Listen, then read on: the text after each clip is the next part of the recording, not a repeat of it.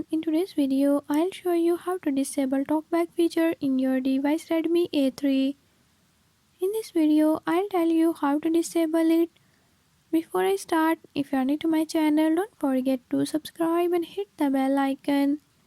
Watch complete video and learn how you can do it. Let's get started.